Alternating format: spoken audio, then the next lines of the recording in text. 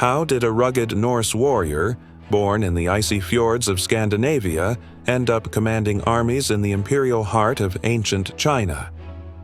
Today, on Storynado, we unravel the almost unbelievable true tale of Halfdan, a Viking whose descendants may have marched under Chinese banners thousands of miles from his homeland. Our story begins in the early 10th century, during the Tang Dynasty's collapse and the turbulent rise of the 5 dynasties and 10 kingdoms period in China.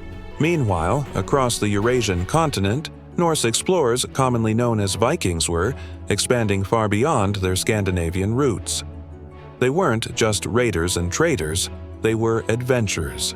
And one of the boldest routes they took was the Silk Road, sailing and rowing rivers like the Dnieper and Volga, passing through modern-day Russia and Central Asia, eventually making their way into China.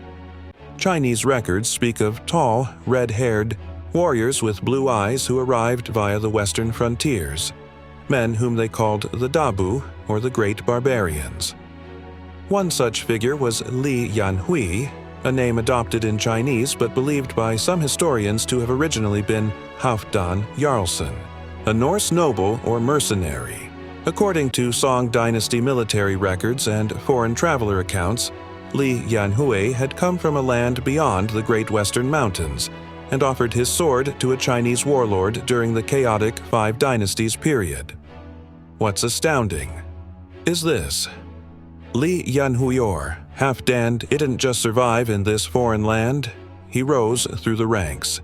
His leadership, brutal battlefield tactics, and fearless command impressed the Chinese elite. Within a few years, he was given the prestigious title of General of the Western Borders, an honor almost never given to foreigners. He adapted to Chinese culture, wore silk robes, and learned classical Chinese, but never fully abandoned his roots. It's said that he taught his troops shield wall formations, a technique unknown to Chinese forces at the time, and introduced chainmail armor, which spread slowly through northern militias. And then came a turning point. According to local legends, passed down near the western borderlands, the Viking general known in Chinese records as Li Yanhui was honored not just with a title, but with a marriage to a Chinese noblewoman, possibly the daughter of a regional warlord. The union was symbolic, a foreign warrior who had earned the trust of the Middle Kingdom, now tied to its lineage.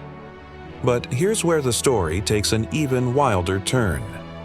In 2007, archaeologists discovered ancient graves in the Gansu province of China containing the remains of individuals with European DNA buried with Chinese military honors.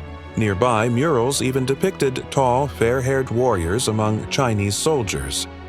Could these have been Halfdan's descendants?